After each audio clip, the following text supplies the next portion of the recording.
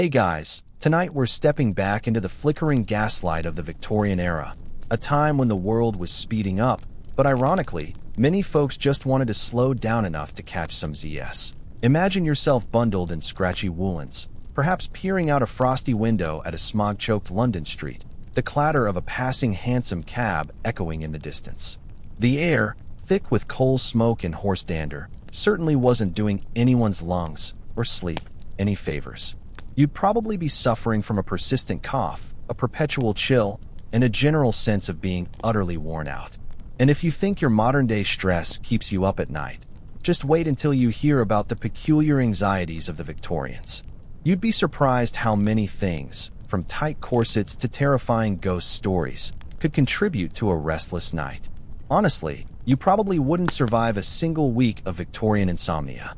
So, before you get comfortable, take a moment to like the video and subscribe, but only if you genuinely enjoy what I do here. If you're drifting off with me tonight, let me know where you're listening from and what time it is for you in the comments below. It's always fascinating to see how far our little history podcast reaches. Now, dim the lights, maybe turn on a fan for that soft background hum, and let's ease into tonight's journey together. You might think that insomnia is a modern affliction, a byproduct of our always-on, screen-addicted lives. But cast your mind back to the 19th century, specifically to the bustling, ever-expanding world of Victorian Britain. Here, amidst the steam engines, the gas lamps, and the rapidly growing cities, a curious paradox emerged. A society obsessed with progress was also, seemingly, a society deeply, profoundly tired. Picture yourself there, perhaps a busy merchant or a tireless homemaker, trying to find rest in a world that was constantly whirring. The Industrial Revolution, while bringing unprecedented prosperity and innovation, also brought with it a significant increase in stress, noise, and pollution. The idyllic, pastoral slumber of pre-industrial times seemed to vanish quicker than a penny dreadful in a crowded train carriage. What kept these earnest Victorians tossing and turning in their grand four-poster beds? Well, for one, there was the sheer pace of change. Life was accelerating at a dizzying rate. New technologies, new social structures, and new scientific discoveries were emerging almost daily. Imagine trying to keep up with the news when it traveled by telegraph, but still felt incredibly immediate and overwhelming. There was also the burgeoning urban environment itself. Cities like London, Manchester, and Birmingham were transforming into sprawling, cacophonous metropolises.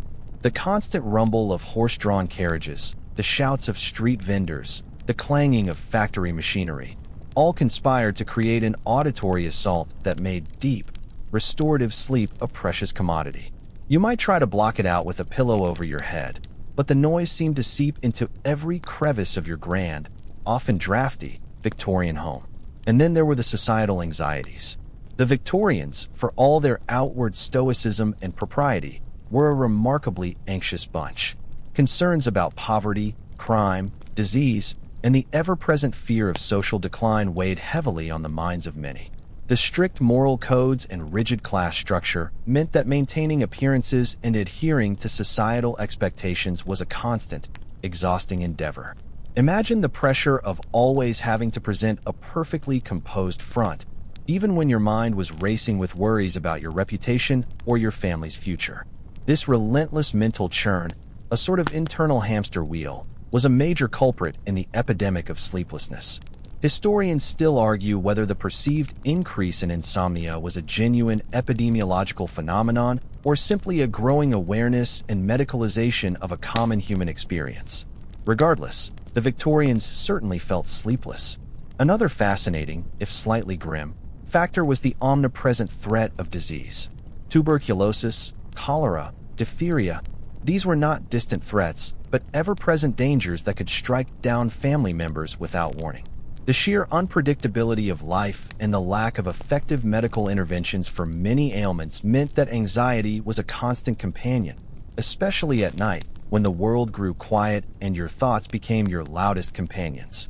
You might lie awake, listening to the labored breathing of a child with a fever, or simply dreading what the morning might bring. It wasn't just physical discomfort. It was a deep, existential unease that permeated the very fabric of their nights. The damp, cold climate of Britain also played its part. Many Victorian homes, even grand ones, were notoriously drafty and difficult to heat. You might find yourself shivering under layers of blankets, unable to get truly warm, a sensation that certainly doesn't invite peaceful slumber. Remember those chilly nights camping where your teeth chatter? Imagine that, but in your own bed, night after night. And don't forget the sheer lack of understanding about sleep itself. The Victorians were still grappling with the basics of human physiology, and sleep was often seen as a mysterious, sometimes even dangerous, state. Dreams were often interpreted as omens, adding another layer of psychological complexity to the act of falling asleep. It's easy to chuckle now, but imagine genuinely wondering if that vivid nightmare meant you were hexed, or if it was just indigestion from too much plum pudding. So, as you can see, the Victorian age, for all its progress and prosperity, was also a hotbed of restless nights. The combination of environmental factors, societal pressures, and a nascent understanding of human health created a perfect storm for widespread insomnia. And what did they do about it?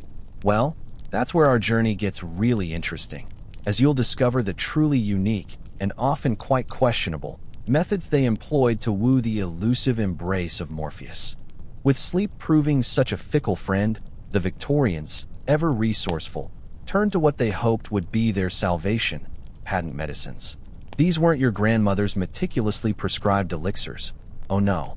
Think of them as the Wild West of pharmaceuticals, concoctions advertised with grand promises and often containing ingredients that would make a modern doctor faint clean away. You'd wander into an apothecary, or more likely, simply peruse the countless advertisements plastered on every available surface, from newspaper broadsheets to the sides of omnibuses, and be bombarded with an array of soothing syrups, nerve tonics, and restorative drops. It was a dizzying marketplace, and you, the weary insomniac, were desperate for any promise of relief. These remedies were the self-care trend of the era, but with significantly fewer regulations and significantly more, well, interesting components. Many of them were marketed with incredibly vague, yet alluring, names. Dr. Williams' pink pills for pale people wasn't just for anemia. It claimed to invigorate your entire system, theoretically leading to better sleep.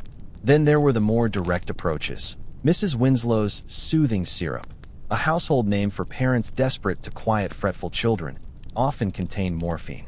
Yes, you heard that right. A common remedy for a crying baby was a potent opioid. Imagine trying to explain that to a concerned modern parent. Just a dash of opiate for the little one, darling, to ensure a peaceful night. It sounds horrific now, but at the time, the dangers of addiction and respiratory depression were simply not understood in the way they are today. The appeal was simple: a quick, often readily available, and seemingly effective solution to a pervasive problem. You didn't need a doctor's prescription, and the advertising often played on the anxieties of the public, promising a return to vigor, health, and, crucially, restful slumber. A particularly quirky tidbit is that some of these cures were even marketed as suitable for nervous disorders in pets. So, if your poodle was having trouble sleeping, you might just find yourself administering a dose of the same concoction you were taking yourself. Talk about a family affair. Many of these patent medicines, when not relying on heavy narcotics, often contained high levels of alcohol. Imagine sipping a tonic before bed, believing it to be medicine, when in reality you were essentially having a very potent nightcap. While alcohol might initially make you feel drowsy, we now understand it severely disrupts the quality of sleep, leading to fragmented rest and early awakenings. But for the tired Victorian, that initial wave of warmth and relaxation might have seemed like a miracle cure. Historians still argue whether the widespread reliance on these unregulated medicines contributed more to public health crises or genuinely, if inadvertently, offered psychological comfort to a desperate populace. The placebo effect, after all, is a powerful thing, especially when combined with a healthy dose of alcohol or opium. You might also encounter remedies promising to cure your nervous exhaustion or neurasthenia, vague terms that encompassed everything from general tiredness to what we now understand as anxiety and depression. These often contain bromides, salts of bromine, which did indeed have sedative properties. While less immediately dangerous than opioids, long-term use of bromides could lead to bromism, a condition with symptoms ranging from skin rashes and confusion to severe neurological problems. So, in your quest for sleep, you might have traded one problem for another, perhaps even more debilitating one. The marketing, however, was always cheerful and optimistic, often depicting rosy-cheeked individuals springing from their beds, refreshed and ready to face the day, thanks to their latest bottle of miracle elixir. The sheer volume of these products available underscores the depth of the insomnia problem. Every chemist, every grocer, every traveling salesman seemed to have their own proprietary blend guaranteed to knock you out. There was a genuine belief that these mixtures, often based on secret family recipes or exotic ingredients, held the key to unlocking the body's natural healing powers. You wouldn't think twice about picking up a bottle. After all, your neighbor swore by it, and the testimonial in the newspaper, written by a seemingly respectable vicar, confirmed its miraculous properties. The lack of scientific scrutiny meant that claims could be as outlandish as the ingredients were potent. It was a fascinating, if sometimes terrifying, era for self-medication, where the line between genuine remedy and dangerous snake oil was often blurred beyond recognition, and your quest for peaceful slumber might just lead you down a very unpredictable path. Perhaps one of the most pervasive, and to our modern sensibilities, shocking cures for Victorian sleeplessness was the casual, widespread use of opium, primarily in the form of laudanum. Imagine, if you will, a small, dark bottle sitting innocently on your bedside table, its contents a potent solution of opium dissolved in alcohol. This wasn't some illicit street drug. It was a common, readily available, and perfectly legal remedy, often cheaper than a pint of beer. You could purchase it from chemists, grocers, and even general stores, no questions asked. Its presence was as ubiquitous as aspirin is today, but with significantly more profound effects. Laudanum was the Victorian era's go-to for almost any ailment, from toothaches and coughs to, of course, the persistent torment of insomnia. You'd simply measure out a few drops, perhaps in a spoonful of water or even directly into your tea, and within a short time, a warm, heavy wave of drowsiness would wash over you. The world would soften, anxieties would dissipate, and the elusive embrace of sleep would finally seem within reach. It was a powerfully effective sedative, which is precisely why it became so popular. For a population racked with pain, anxiety, and sleepless nights, laudanum offered a quick, potent escape. The casualness of its use is truly striking. Literary figures, factory workers, mothers, and even children were regularly given laudanum. Think of the famous literary examples. Sherlock Holmes, with his occasional dalliances with cocaine, would sometimes also use opium. Poets like Samuel Taylor Coleridge famously wrote Kubla Khan in an opium-induced dream. It wasn't a hidden vice for many. It was simply a tool in the domestic medicine cabinet. A particularly sobering quirk is that children were often dosed with Godfrey's cordial or Daffy's elixir, both of which contained opium, to keep them quiet or to help them sleep. Imagine a Victorian parent giving their crying infant a few drops of an opioid solution to ensure a peaceful night for the entire household. It speaks volumes about the desperation for quiet and the lack of understanding regarding addiction. The societal implications were vast. While it provided temporary relief, it also led to widespread addiction, though the Victorians didn't understand addiction in the same clinical terms we do today. They might refer to someone as having acquired the laudanum habit rather than being addicted. This linguistic difference reflects a fundamental misunderstanding of the drug's physiological effects. Historians still argue whether the widespread use of laudanum was a pragmatic solution to genuine suffering in an era of limited medicine, or a dangerously naive public health oversight that created more problems than it solved. The reality, perhaps, lies somewhere in between. You might find yourself starting with a small dose, just enough to usher in sleep. But as tolerance built, you'd gradually increase the amount, chasing that initial peaceful oblivion. The withdrawal symptoms, the restlessness, the nausea, the aching muscles, would then compel you to continue the habit, not out of pleasure, but out of a desperate need to avoid the discomfort. This cycle, tragically, trapped many, from the wealthy lady in her manor to the struggling mill worker. The physical and mental deterioration that came with long-term use was often attributed to other ailments, masking the true culprit. The lack of regulation meant that the purity and strength of laudanum could vary wildly. One bottle might be weaker, the next unexpectedly potent, leading to accidental overdoses. And because it was so cheap and accessible, it became a common method for suicide, a grim testament to its power and ubiquity. The gentle hum of a gas lamp, the scratch of a pen on paper, and the quiet ritual of measuring out a dose of laudanum. These were the nightly scenes for many, offering a deceptive calm. It was a potent solution to a pressing problem, yet one that cast a long, dark shadow of dependency over countless Victorian lives, turning the promise of sleep into a subtle, insidious trap. Beyond the dubious charms of patent medicines and the pervasive influence of opium, many Victorians, in their relentless pursuit of a good night's sleep, turned to a seemingly innocuous yet increasingly popular therapy, hydrotherapy. Imagine yourself, a weary soul, seeking solace not in a bottle, but in the comforting embrace of water. This wasn't just about a soothing warm bath before bed. Hydrotherapy was an elaborate system of water-based treatments, ranging from invigorating cold plunges to gentle wet sheet packs, all believed to possess remarkable healing and sedative properties. You might find yourself at a grand hydro establishment, a sort of health spa for the Victorian elite, nestled in a picturesque landscape, offering a serene escape from the urban din. The concept of hydrotherapy, or the water cure, gained significant traction in the mid-19th century, popularized by figures like Vincent Priestnitz and later, John Smedley. The basic premise was that water, in various temperatures and applications, could stimulate the body's natural healing processes, improve circulation, and, crucially for our purposes, calm agitated nerves, thereby inviting sleep. You'd be prescribed a regimen, perhaps starting with a brisk morning cold bath, a shock to the system, to be sure, but followers swore by its invigorating effects. This wasn't merely about personal hygiene. It was a serious medical undertaking prescribed for a wide array of ailments, from rheumatism to nervous debility.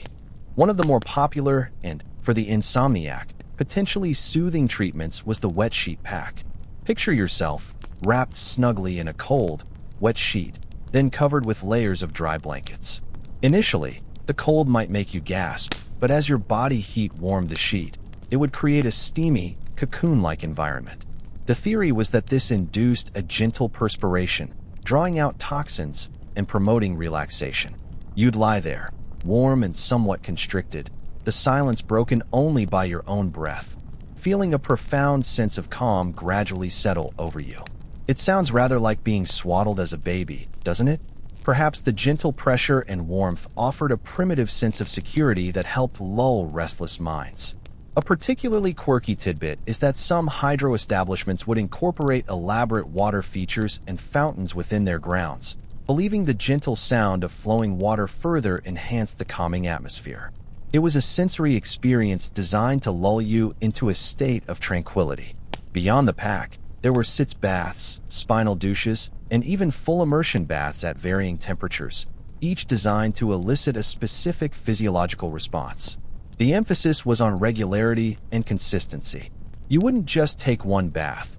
You'd commit to a course of treatment, often lasting weeks, under the supervision of a hydropathic doctor. Historians still argue whether the effectiveness of hydrotherapy lay more in its physiological effects or in the psychological benefits derived from the structured routine, the removal from stressful environments, and the belief in its efficacy. Perhaps the greatest benefit was simply being removed from the noisy, demanding Victorian world and placed in a quiet, purpose-built environment dedicated to rest and recuperation. The experience at these hydro establishments wasn't just about the water. It was often accompanied by strict dietary regimes, fresh air, and moderate exercise, all contributing to an overall healthier lifestyle. You might spend your days walking through picturesque gardens, engaging in polite conversation, and receiving regular water treatments. It was a holistic approach to wellness, a stark contrast to the quick fixes offered by patent medicines. For many, it was a welcome respite, a chance to truly disconnect and allow their bodies and minds to reset. It offered a sense of control over one's health, a stark contrast to the unpredictable nature of disease in the Victorian era. While modern medicine has largely moved past hydrotherapy as a primary cure for insomnia, the principles of using warmth, relaxation, and routine to promote sleep are still very much recognized. Think of a warm bath before bed or a gentle stream soundscape for meditation. These are echoes of the Victorian water cure, albeit in a much less rigorous form. The Victorians, in their earnest pursuit of sleep, stumbled upon something profoundly simple yet effective. Sometimes, the best remedy involves slowing down, disconnecting, and allowing the calming power of natural elements to work their magic. For many sleepless Victorians, the gentle drip and embrace of water offered a much-needed path to slumber, far more soothing, and certainly less dangerous than some of the other options available. If water wasn't quite doing the trick, or perhaps if you were of a more adventurous, scientifically minded persuasion, you might have found yourself considering another peculiar Victorian remedy for sleeplessness: electrotherapy. Imagine the scene: a dimly lit room, the faint hum of a primitive electrical machine, and perhaps a tingling sensation as wires are applied to your temples or along your spine. This wasn't Frankenstein's monster territory, exactly, but it certainly bordered on it, promising to rebalance your nervous energies and shock you back into a state of blissful slumber. You'd probably approach it with a mix of trepidation and desperate hope, willing to try anything to escape the clutches of yet another sleepless night. The Victorians, ever fascinated by the burgeoning field of electricity, believed it held the key to curing a myriad of ailments, especially those related to the nervous system. Conditions like nervous debility, hysteria, and of course, insomnia, were prime candidates for electrical intervention. The theory, as loosely understood at the time, was that an imbalanced electrical flow in the body contributed to these conditions. By applying carefully controlled, or perhaps not so carefully controlled, electrical currents, one could presumably restore equilibrium and soothe frazzled nerves. It was a fascinating leap of faith, considering the rudimentary understanding of neurology at the time. Various devices were employed, from large, imposing electrostatic machines that generated static electricity, to smaller, hand-cranked magneto-electric generators. You might sit in a phoratic chair, experiencing gentle pulses of current, or have electrodes applied directly to your head or along your spine. The sensation would range from a mild tingling to a noticeable jolt, depending on the machine and the operator's enthusiasm. A particularly quirky tidbit was the use of electric brushes, small brushes with embedded wires that, when applied to the scalp, were supposed to stimulate circulation and nerve endings, promoting relaxation and encouraging sleep. Imagine the crackling sound as the static electricity danced on your hair. It sounds more like a parlor trick than a medical procedure, doesn't it? Yet, many swore by it, or at least hoped it would work. The claims were grand. Electrotherapy could revitalize exhausted nerves, stimulate sluggish organs, and induce a calm that would lead directly to sleep. For the insomniac, the promise of a direct neurological intervention, however vaguely understood, must have seemed incredibly appealing after countless nights of tossing and turning.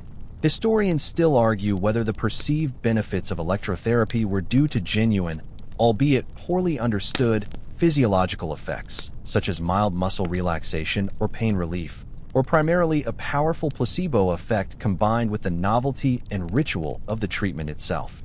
The belief in science and progress was so strong in the Victorian era that even highly experimental and unproven treatments often garnered significant public trust. You'd often find these devices in doctors' offices, but smaller, more portable versions were also available for home use. Imagine receiving a family battery for Christmas, intended to cure everything from rheumatism to your inability to fall asleep.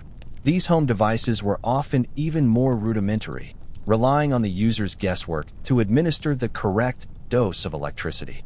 The potential for misuse, or simply for administering ineffective treatment, was high. The fact that many of these treatments were painless, or at least only mildly uncomfortable, probably contributed to their popularity.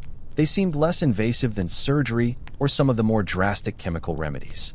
Despite the lack of concrete scientific evidence for its efficacy in treating insomnia, electrotherapy remained a popular, if somewhat fringe, treatment throughout much of the Victorian era.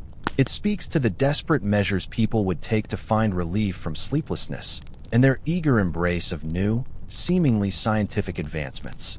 While today we understand the complexities of the nervous system far better, and our electrical treatments are far more sophisticated and targeted, the Victorian fascination with zapping away their sleeplessness offers a curious glimpse into a bygone era's approach to mental and physical well-being. It might not have been a guaranteed ticket to dreamland, but for many, the mere ritual and belief in its power offered a glimmer of hope in the long, dark hours of the night. Beyond the more dramatic interventions like patent medicines or electrical currents, many Victorians, ever keen on practical solutions, also looked to their daily habits for a cure to sleeplessness, particularly focusing on dietary do's and don'ts. Imagine sitting down to your evening meal, not just for sustenance, but as a calculated maneuver in the battle against insomnia. What you ate, and crucially, when you ate it, became a matter of serious consideration for the restless Victorian. You'd probably find yourself scrutinizing every morsel, wondering if that last slice of roast beef or that particularly rich plum pudding was sealing your fate for another night of tossing and turning. The prevailing wisdom, often more anecdotal than scientific, suggested that heavy, indigestible foods consumed late in the evening were a direct highway to disrupted sleep. Think about it, a stomach churning to process a hearty, fat-laden supper, while your body ideally wants to wind down. So, a common recommendation was to eat a light supper several hours before bedtime. This meant no more late-night feasts for you, if you truly craved slumber. Lighter fare, such as gruel, toast, or a simple broth, was often advised. It sounds rather bland, doesn't it? But for the Victorians, the pursuit of restful sleep often outweighed the pleasure of a rich culinary indulgence. Alcohol, as we touched upon earlier with laudanum, was a complex beast. While a small amount might have been seen as a nightcap to induce initial drowsiness, the more discerning Victorian health reformers warned against its regular use, understanding its disruptive effect on sleep quality. Tea and coffee, too, were scrutinized. Caffeine, while its mechanism wasn't fully understood, was recognized as a stimulant. So, your afternoon tea ritual might have had to become decaffeinated, or perhaps replaced entirely with a more soothing herbal infusion. Imagine the sacrifice, giving up your beloved strong brew for chamomile. A particularly quirky tidbit was the belief in the power of certain foods to actively induce sleep. Lettuce, for instance, was thought to have mild narcotic properties. So, you might find yourself munching on a lettuce salad before bed, hoping to gently drift off, perhaps with a side of bland bread. The idea wasn't entirely baseless. Lettuce does contain small amounts of lacticarium, a milky fluid that has mild sedative effects, though certainly not enough to rival a Victorian sleeping draught. Still, it paints a picture of a society earnestly trying every available, sometimes odd, avenue for relief. Another popular recommendation was the consumption of warm milk before bed. This is one that has surprisingly endured through the centuries. While it's not a powerful sedative, warm milk contains tryptophan, an amino acid that's a precursor to serotonin and melatonin, both of which play roles in sleep regulation. So, for once, a Victorian remedy actually had some scientific backing, albeit discovered much later. You might have found yourself cradling a warm mug, hoping that each sip would bring you closer to dreamland. Historians still argue whether the perceived benefits of such dietary changes were genuinely physiological or largely psychological, a ritual that provided comfort and a sense of control over an otherwise elusive bodily function. Beyond what to eat, there was also an emphasis on how to eat. Slow, deliberate chewing, avoiding overeating, and maintaining a regular meal schedule were all seen as contributing factors to overall digestive health, which in turn was linked to better sleep. The Victorians were great believers in the interconnectedness of bodily systems. A disturbed stomach meant disturbed nerves, and disturbed nerves meant no sleep for you. So, your entire day's eating habits could inadvertently become part of your personal sleep hygiene strategy. Ultimately, the Victorian approach to diet and sleep was a fascinating blend of common sense, folk wisdom, and a burgeoning, if rudimentary, understanding of physiology. While some of their ideas might make us chuckle today, the underlying principle, that what you put into your body can affect your sleep, remains as true now as it was then. For many restless Victorians, adjusting their supper plates and putting away the strong tea was a simple, accessible step in their endless quest for a peaceful night. Having tackled diet, the thoughtful Victorian insomniac would inevitably turn their attention to the very place where sleep was meant to happen, the bedroom environment. Imagine stepping into your own Victorian sleeping chamber, not just as a place for rest, but as a meticulously prepared sanctuary, optimized for the elusive embrace of Morpheus. Every detail, from the air quality to the very bed you lay upon, was considered part of the grand strategy for a good night's rest. You'd probably find yourself fussing over windows, blankets, and even the direction your bed faced, hoping to coax slumber through environmental perfection. Ventilation was paramount. The Victorians, despite living in often smog-choked cities, were surprisingly aware of the importance of fresh air. They believed that stale, stagnant air in the bedroom could contribute to a restless night, making you feel sluggish and heavy-headed. So, you'd likely ensure a window was slightly ajar, even on a chilly night, allowing a gentle current of fresh, if somewhat polluted, air to circulate. The idea was to keep the air sweet and pure. While modern understanding of air quality is far more nuanced, their instinct to air out a room was certainly a step in the right direction. Imagine the quiet hum of the night filtering in, perhaps the distant clatter of hooves, providing a sort of natural ambient soundscape. The bed itself was, of course, central. Victorian beds often featured elaborate wooden frames and heavy draperies, designed to create a sense of privacy and warmth. But beyond aesthetics, comfort was key. Mattresses were often made of natural materials like horsehair, wool, or straw, which could be quite firm. You might find yourself turning and fluffing your mattress, seeking that elusive spot of perfect comfort. Pillows were also considered. Some advocated for firmer pillows to support the head and neck, while others preferred softer, feather-filled ones for a cloud-like experience. A particularly quirky tidbit was the use of hops pillows, stuffed with dried hop flowers, believed to emit a calming aroma that would induce drowsiness. Imagine the faint, earthy scent wafting from your pillow as you tried to drift off. It sounds rather pleasant, doesn't it? Perhaps a precursor to modern aromatherapy. Temperature control, while rudimentary, was also considered important. Bedrooms were often kept cooler than living areas, as a cooler environment was thought to be more conducive to sleep. You'd pile on layers of heavy blankets, perhaps even a weighted quilt, to achieve warmth without the stuffiness of an overly heated room. Remember that feeling of snuggling deep under a heavy duvet on a cold night?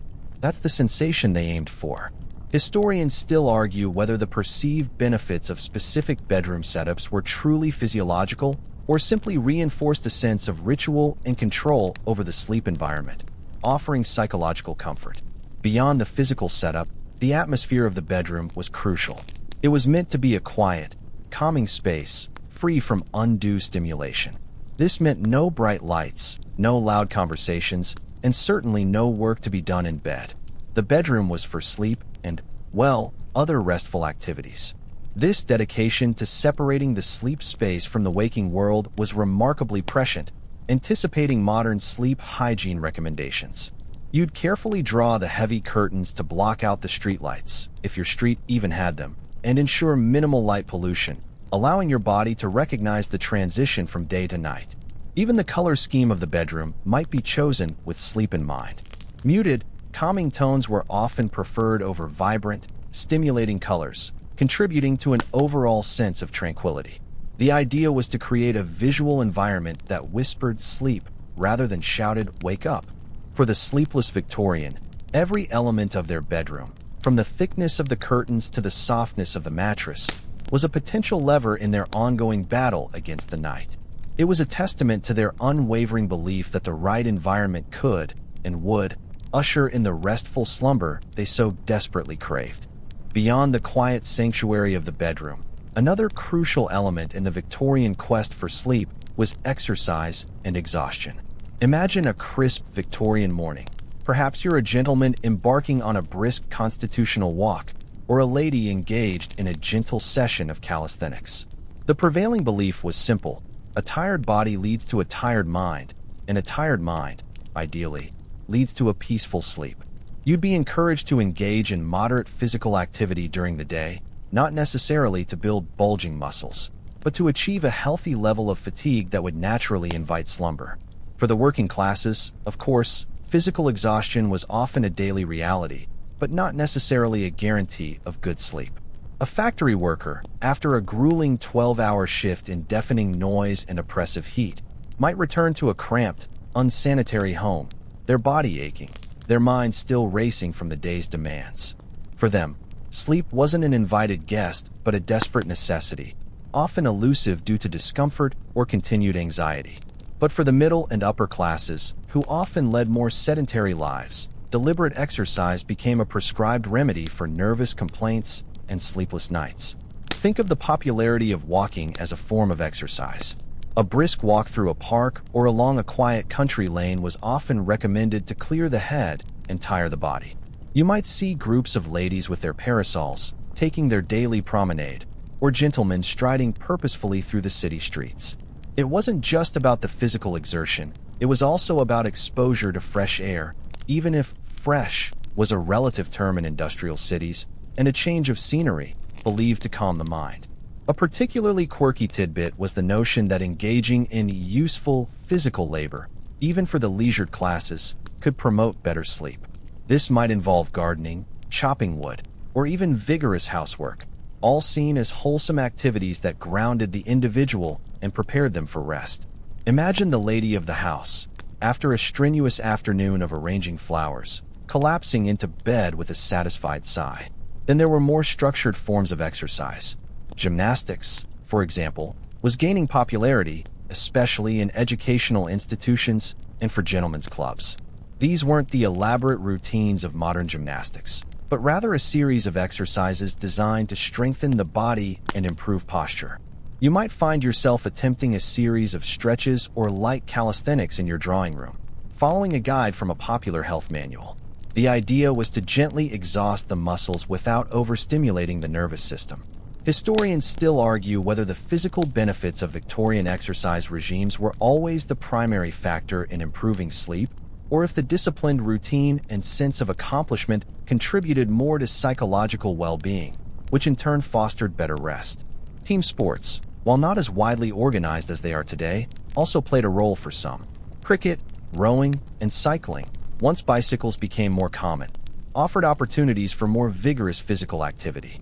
For the Victorians, the pursuit of a healthy mind in a healthy body was not just a proverb. It was a practical philosophy applied directly to the problem of sleeplessness.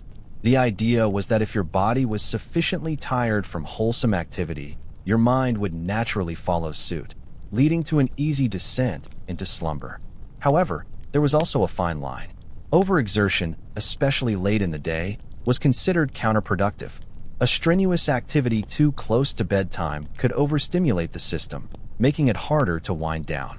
So, a gentle evening stroll was encouraged, but a vigorous bout of fencing was probably best left for earlier in the day. The Victorians, in their earnest efforts, understood that sleep wasn't just about what you didn't do, like eat heavy suppers, but also about what you did do during your waking hours to prepare your body and mind for rest. It was a holistic approach, linking daily physical activity directly to the quality of your nightly repose. As much as the Victorians focused on their bodies and surroundings, they were equally, if not more, concerned with the restless churn of their minds. This led to a strong emphasis on mental hygiene practices as a critical component of curing insomnia. Imagine yourself at the end of a long Victorian day, your mind buzzing with the anxieties of the age, social pressures, financial worries, or simply the endless stream of thoughts.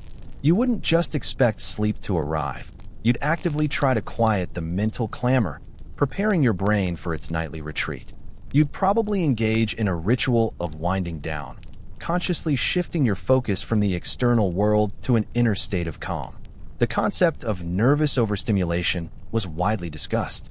It was believed that too much intellectual activity, too much excitement, or too much emotional turmoil, especially in the hours leading up to bedtime, could prevent sleep. So, the recommendation was to engage in activities that were calming and contemplative. One common piece of advice was to avoid serious study or strenuous mental work late in the evening. Forget poring over ledgers or grappling with complex philosophical texts after supper. Such activities were seen as stimulants, guaranteed to keep your brain firing long into the night. Instead, you might turn to more soothing forms of entertainment. Reading was a popular pastime, but even here, selectivity was key. No thrilling penny dreadfuls or sensational novels right before bed. Instead, you'd be advised to pick up something light, perhaps poetry, an improving essay, or even a religious text. The idea was to engage the mind gently, without exciting the passions or prompting deep, anxious thought. Imagine the gentle rustle of pages, the quiet focus on rhythmic verse, slowly lulling your mind into a state of placid acceptance. A particularly quirky tidbit was the recommendation to read particularly dull or dry material. One physician even suggested reading a book on actuarial tables. The reasoning was that the sheer boredom would be enough to induce sleep. Now, that's what I call a truly boring history for sleep approach. Beyond reading, other forms of quiet contemplation were encouraged. Introspection and self-reflection, often accompanied by journaling or letter writing, were seen as ways to process the day's events and anxieties, thus preventing them from festering in the mind at night. You might sit by the fire, perhaps with a cup of warm milk, thoughtfully reviewing your day and consciously setting aside worries for the morning. The act of writing down your thoughts, much like modern journaling for anxiety, was believed to externalize and therefore diminish their power over your nocturnal peace. Historians still argue whether the emphasis on mental discipline truly led to better sleep, or if it simply provided a coping mechanism that allowed individuals to feel more in control of their restless minds. Another aspect of Victorian mental hygiene was the emphasis on routine and regularity. A predictable schedule for going to bed and waking up was seen as crucial for training the body and mind to expect sleep at a certain time. This echoes modern sleep hygiene advice about maintaining a consistent sleep schedule. You'd avoid erratic late nights and instead aim for a steady rhythm, allowing your internal clock to become accustomed to a set pattern. The belief was that the mind, like a well-trained servant, would respond to disciplined habits. Finally, the avoidance of distressing thoughts or conversations before bed was paramount. No heated arguments, no dwelling on past grievances, no worrying about future misfortunes. The goal was to clear the mental slate, to enter the bedroom with a mind as serene as possible. For the Victorians, mastering their minds was as important as tending to their bodies when it came to achieving the elusive peace of a good night's sleep. It was a conscious effort to disconnect from the world's demands and cultivate an inner calm, a practice that, in its essence, remains relevant even today. If all else failed, and the conventional methods of diet, exercise, and mental discipline proved insufficient to quell the nocturnal restlessness, some Victorians ventured into the more esoteric, yet increasingly fashionable, realms of hypnosis and mesmerism. Imagine yourself, a restless Victorian insomniac, stepping into a dimly lit parlor, perhaps feeling a mix of skepticism and desperate curiosity.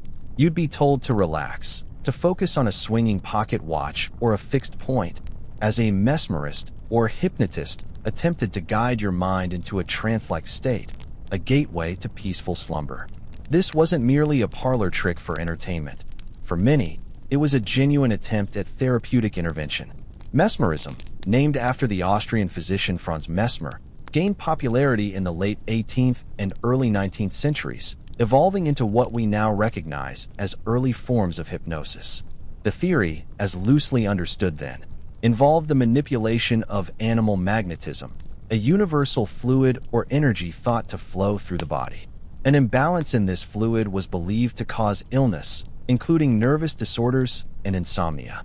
The mesmerist would make passes over the patient's body or fix their gaze, ostensibly to rebalance this magnetic flow and induce a therapeutic trance. You might feel a tingling sensation, a growing heaviness in your limbs, and a profound sense of calm as the mesmerist worked. For the insomniac, the appeal was undeniable. Unlike the dubious patent medicines or the discomfort of some hydrotherapy treatments, mesmerism promised a gentle, non-invasive path to unconsciousness. It bypassed the conscious mind, which was often seen as the source of restless thoughts and anxieties, and aimed directly for a deeper state of relaxation. A particularly quirky tidbit is that public demonstrations of mesmerism were immensely popular, often featuring subjects who appeared to fall into a deep sleep or perform unusual feats, further fueling public fascination and belief in its power. Imagine attending a public show, witnessing someone seemingly magnetized into sleep, and then thinking, if only that could work for my nights. As the century progressed, mesmerism began to transition into what became known as hypnosis, thanks to figures like James Braid, who coined the term neurohypnology, later shortened to hypnosis. Braid focused on the psychological aspects, emphasizing the power of suggestion and the patient's own mental state rather than the mysterious magnetic fluid. The goal was to induce a state of heightened suggestibility, where the mind could be directed towards sleep and away from disturbing thoughts. You'd be given verbal cues, gentle reassurances, and commands to relax, your eyelids growing heavy, your limbs feeling like lead. Historians still argue whether the effectiveness of mesmerism and early hypnosis lay in genuine psychological phenomena, or if it was primarily a sophisticated form of placebo, enhanced by the belief system surrounding it and the compelling presence of the practitioner. While not a mainstream medical treatment in the same vein as prescribing specific drugs, hypnosis did find a niche among practitioners dealing with nervous conditions and intractable insomnia. It offered an alternative for those for whom conventional methods had failed, or for those who were wary of the addictive properties of laudanum. The private sessions with a hypnotist would often take place in hushed, intimate settings, adding to the mystique and creating an environment conducive to relaxation. You might recall the sensation of drifting, a feeling of your thoughts gently receding, replaced by a quiet void. Ultimately, the Victorian fascination with mesmerism and hypnosis reflects a broader societal interest in the power of the mind and the subtle influences that could affect human health. While modern hypnotherapy is a recognized therapeutic tool, its Victorian antecedents were often a curious blend of nascent scientific inquiry, showmanship, and genuine desperation for relief from the tyranny of sleepless nights. For many, it offered a mysterious, yet seemingly gentle, pathway to the land of dreams, a compelling siren song for the insomniac. Beyond the grand theories and mechanical devices, the Victorian insomniac often turned to the comforting, time-honored remedies found in nature, botanical brews and balms.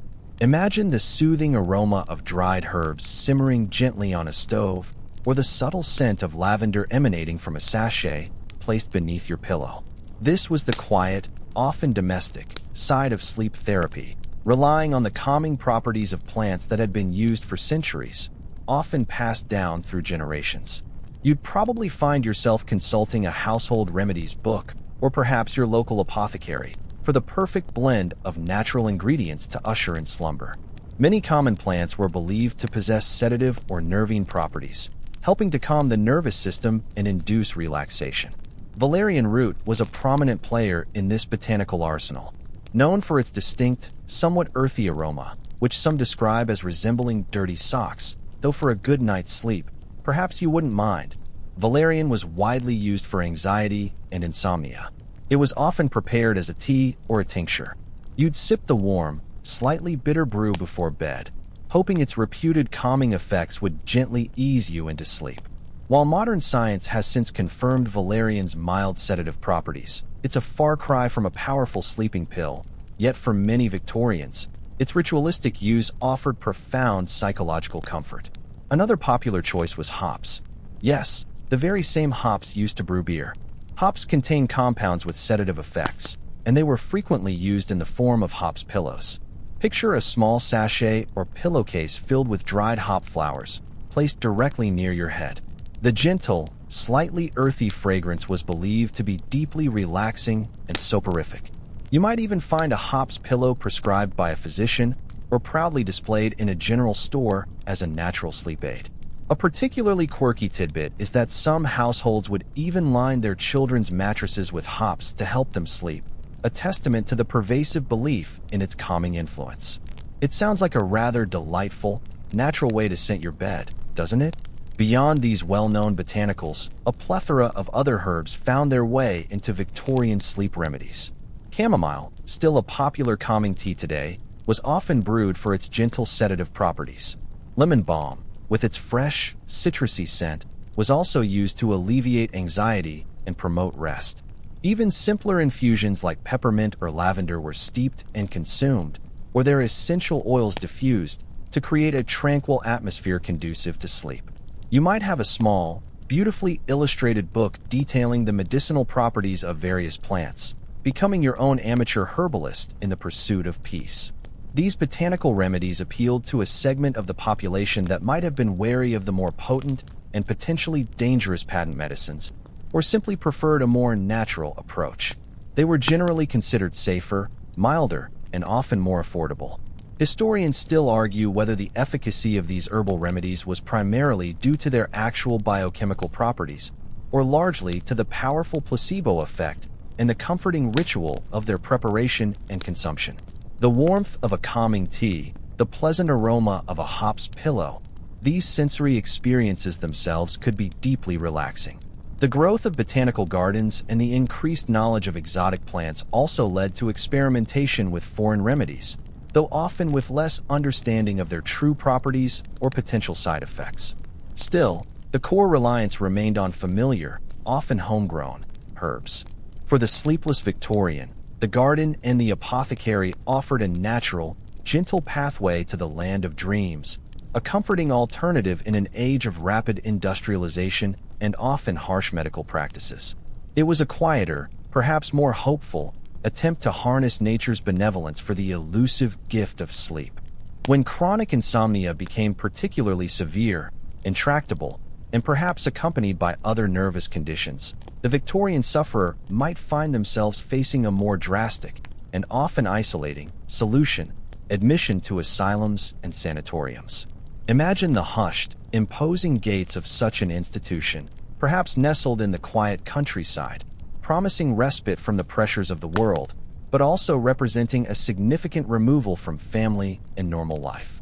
For those tormented by persistent sleeplessness that defied all other remedies, these institutions offered a structured environment, often overseen by pioneering psychiatrists, in a desperate attempt to restore peace of mind and, hopefully, restful nights. These were not the grim, overcrowded madhouses of earlier centuries, at least not always. By the Victorian era, there was a growing movement towards more humane treatment of mental illness, often influenced by moral therapy principles. Sanatoriums, in particular, aimed to provide a tranquil, restorative environment, focusing on rest, fresh air, wholesome food, and a regular routine. You might find yourself in a quiet room, perhaps with a view of rolling hills, far removed from the clamor of the city. The emphasis was on calming the overstimulated nervous system, believing that a structured, stress-free environment was key to recovery. The treatments offered within these institutions for insomnia were often a combination of approaches we've already discussed, but applied with greater intensity and professional supervision. Hydrotherapy might be a daily ritual, perhaps administered by trained attendants. Dietary regimes would be strictly enforced, emphasizing bland, easily digestible foods. Even the patent medicines, or at least physician-prescribed equivalents, might be administered, albeit under controlled conditions. The idea was to create a holistic environment that would, through gentle discipline and consistent care, coax the body and mind back into a healthy sleep pattern. A particularly quirky tidbit was the use of what were sometimes called rest cures, popularized by physicians like S. or Mitchell. For patients, often women, suffering from nervous exhaustion and severe insomnia, this cure involved almost complete bed rest, isolation from family and friends, force feeding, sometimes overfeeding, and massage. The idea was to completely remove all mental and physical stimulation, allowing the nervous system to fully recuperate. While it sounds rather extreme, and modern interpretations of its effectiveness are debated, many Victorians genuinely believed it was a necessary and effective path to recovery. Imagine being confined to bed for weeks, with only the sounds of the institution for company, all in the name of finally getting some sleep. For severe cases, particularly if the insomnia was linked to more profound mental health issues, asylums provided a more secure and supervised environment. Here, the focus might also include occupational therapy, light exercise, and structured social interactions, all aimed at restoring mental balance. Historians still argue whether the perceived benefits of institutional care for insomnia were due to the specific treatments administered or primarily to the enforced routine, removal from stressors, and the therapeutic effect of a structured environment. For many, simply being in a place where sleep was the primary goal and every aspect of daily life was geared towards achieving it could have been profoundly impactful. However, the experience wasn't always positive. Asylums, even the more progressive ones, could still be dehumanizing, and the stigma associated with mental illness meant that admission was often a last resort, carrying significant social consequences. While the goal was often therapeutic, the reality could be one of isolation and a loss of personal autonomy. For the desperate insomniac, these institutions represented both a potential salvation and a daunting final frontier in their battle against the night. They offered a chance for a new beginning, a possibility that within their quiet walls, the torment of sleeplessness might finally, mercifully, come to an end. Beyond specific medical interventions and environmental adjustments, the Victorian era's fashion sensibilities themselves could inadvertently play a role in contributing to, or hindering, a good night's sleep. Imagine yourself, a Victorian lady, having spent the day laced into a tightly cinched corset, or a gentleman in a stiff, high-collared shirt. While these garments were the height of fashion and propriety, their very restrictiveness might have quietly undermined the body's natural processes, making the transition to restful slumber a less than fluid affair. You'd probably not even connect your daytime attire to your nocturnal woes, yet the subtle pressures and discomforts could indeed have an impact. For women, the corset stands out as the most prominent example of fashion's folly impacting health. Worn from a young age by many, corsets dramatically reshaped the torso, constricting the waist and often compressing internal organs. While the discomfort might have been minimized by seasoned wearers, the constant pressure on the diaphragm could restrict deep breathing, particularly problematic when lying down. Imagine trying to take a full, relaxing breath for sleep when your ribs are unyielding. It's not conducive to the gentle, rhythmic breathing that precedes sleep, is it? The fashion dictated that the ideal female figure was wasp-waisted, and many women would have endured significant physical constraint for the sake of appearance, completely unaware of the downstream effects on their sleep. Even after being unlaced for the night, the body might still bear the residual effects of hours of constriction. Muscles that had been held rigid might now feel sore, and the internal organs might take time to fully decompress. This subtle discomfort, often ignored or dismissed, could contribute to restlessness. A particularly quirky tidbit was the Victorian belief that fresh air and loose clothing were essential for health at night. So, while daytime attire was incredibly restrictive, nightgowns and sleeping attire were typically loose and flowing, almost as if to compensate for the day's constraints. It was a recognition, perhaps, that the body needed freedom to rest, even if that freedom was only granted after dark. For gentlemen, while not as physically constricting as corsets, the stiff, high collars and tightly buttoned waistcoats of daytime wear could also contribute to discomfort and restricted circulation, particularly around the neck. While unlikely to directly cause insomnia, any persistent discomfort can certainly hinder the onset of sleep. Imagine trying to truly relax after a day of feeling perpetually trussed up. The sensation of finally removing these layers, of loosening collars and discarding heavy fabrics, must have been a small, unacknowledged pleasure that paved the way for relaxation. Beyond direct physical constriction, the sheer weight and layers of Victorian clothing, particularly outerwear worn during the day, could also contribute to a general sense of fatigue that wasn't necessarily conducive to good sleep. Heavy wools, multiple petticoats, elaborate crinolines, all added considerable weight and could contribute to overheating, especially indoors. While exhausting the body could be beneficial, as we discussed, this was often a draining exhaustion rather than a healthy one, leaving you feeling heavy and lethargic rather than pleasantly tired. Historians still argue whether the physical constraints of Victorian fashion truly had a significant impact on public health, or if the effects were largely individual and often masked by other prevalent health issues. The broader societal pressure to conform to rigid fashion standards also added another layer of psychological stress. The constant need to present oneself impeccably, to maintain a certain image, could be mentally exhausting.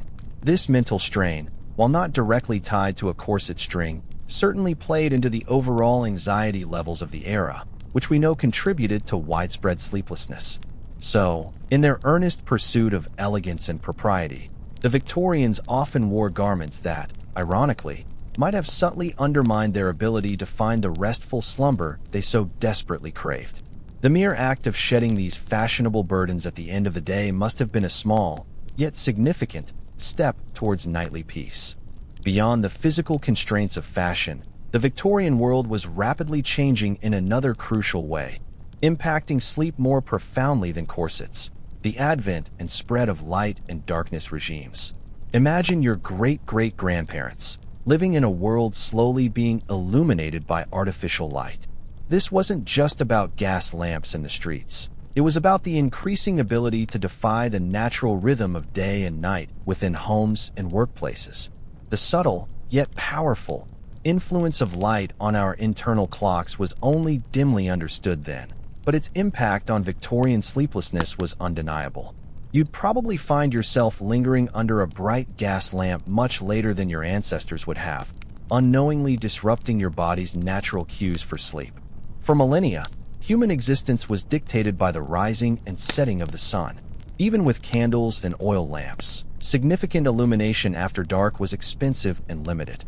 Sleep patterns were often biphasic, meaning people would sleep for a few hours, wake for a period of quiet activity, and then return to sleep. But the Victorian era saw a dramatic shift. The widespread adoption of gas lighting and later, early forms of electric lighting meant that the hours of activity could be significantly extended. Workshops could operate longer, social gatherings could continue well into the night, and reading could extend far beyond twilight. This was a marvel of progress, but also a stealthy saboteur of natural sleep cycles. Think of a bustling Victorian drawing room, bright with the steady glow of gas lights. You might be engaged in lively conversation, playing cards, or reading a novel, all well past what would have traditionally been bedtime. The sustained exposure to this artificial light, especially the bluer spectrum of early gas and electric lights, would have suppressed the natural production of melatonin, the hormone that signals to your brain that it's time to wind down for sleep. You wouldn't feel the gradual onset of natural drowsiness that comes with true darkness. Instead, your brain would be receiving signals of continued daytime activity, making it harder to transition into a restful state once the lights were finally dimmed.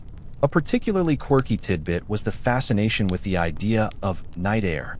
While some understood the need for ventilation, others viewed the night air itself as something unhealthy or dangerous, leading them to close windows tightly and create stuffy bedrooms. This, combined with extended artificial light, created a rather counterproductive environment for sleep. Imagine sealing yourself off from the outside world, yet keeping your interior brilliantly lit. A recipe for a restless night, indeed. Conversely, the lack of exposure to sufficient natural light during the day, particularly for those working indoors in factories or offices, could also disrupt sleep. Our circadian rhythm, the body's internal clock, relies on cues from light and darkness to regulate sleep-wake cycles. If you weren't getting enough bright, natural light during the day, and then too much artificial light at night, your body's natural rhythm would become completely confused.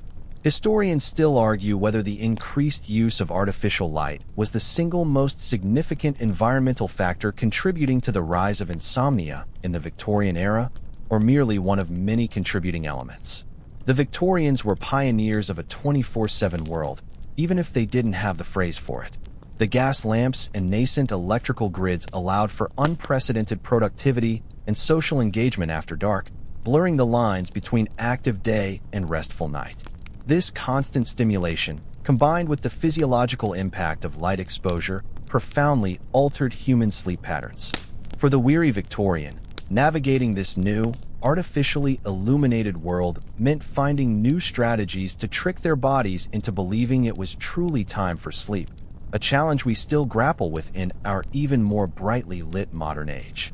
The subtle tyranny of the gas lamp, keeping you alert when your body craved rest, was a truly pervasive, yet often unacknowledged, factor in the widespread Victorian struggle with sleeplessness.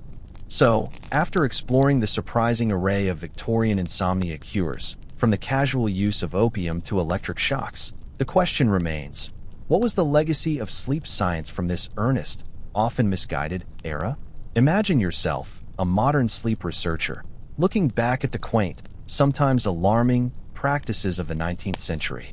While many Victorian cures were steeped in pseudoscience or dangerous ignorance, their collective struggle with sleeplessness inadvertently laid some crucial groundwork for our contemporary understanding of sleep. You might chuckle at their methods, but you'd also recognize the nascent seeds of genuine scientific inquiry beginning to sprout. One of the most significant, though often unacknowledged, contributions of the Victorian era was the sheer recognition of insomnia as a widespread and debilitating problem. Before this time, sleeplessness was often seen as a moral failing or simply a minor inconvenience. The Victorians, however, began to document it, discuss it, and actively seek remedies, pushing it into the realm of medical concern.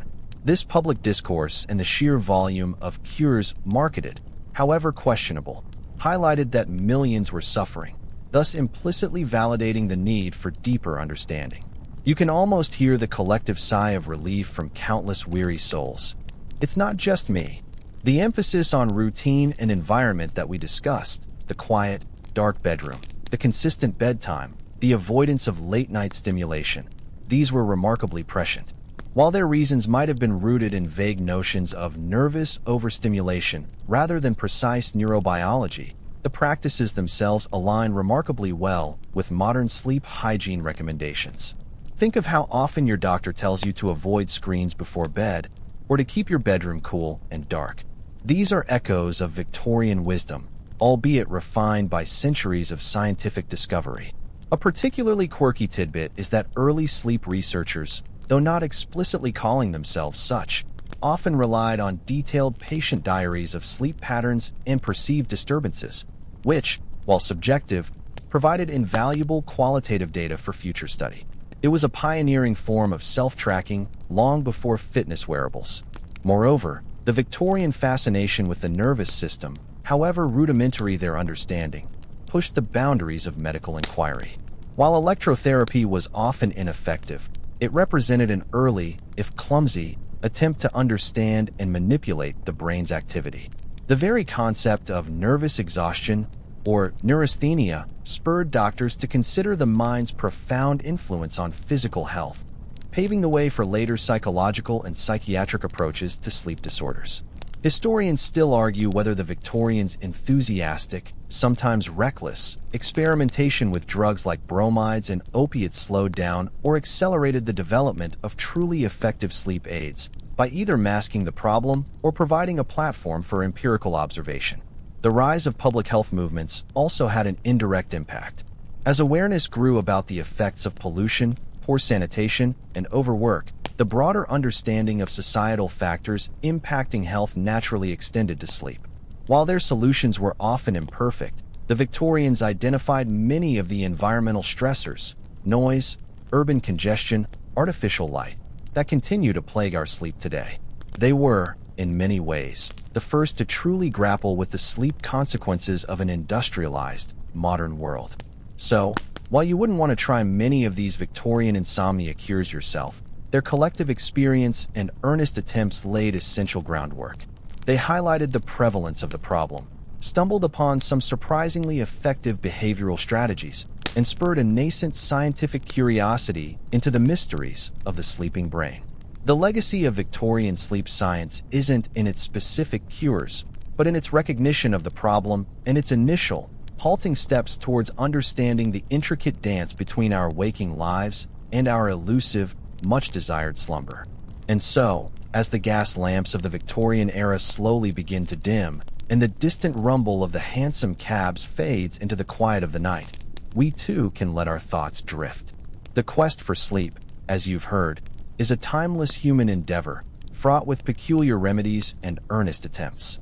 But now, as you settle deeper into your own comfortable bed, allow the echoes of those past struggles to soothe your own mind. Let the gentle whispers of history wash over you, like the softest of lullabies. Your eyelids are growing heavy, your breathing slows. The day's worries are receding, like the last embers of a fireplace. There's nothing left to do, nothing to think, but to surrender to the quiet peace. Let yourself go.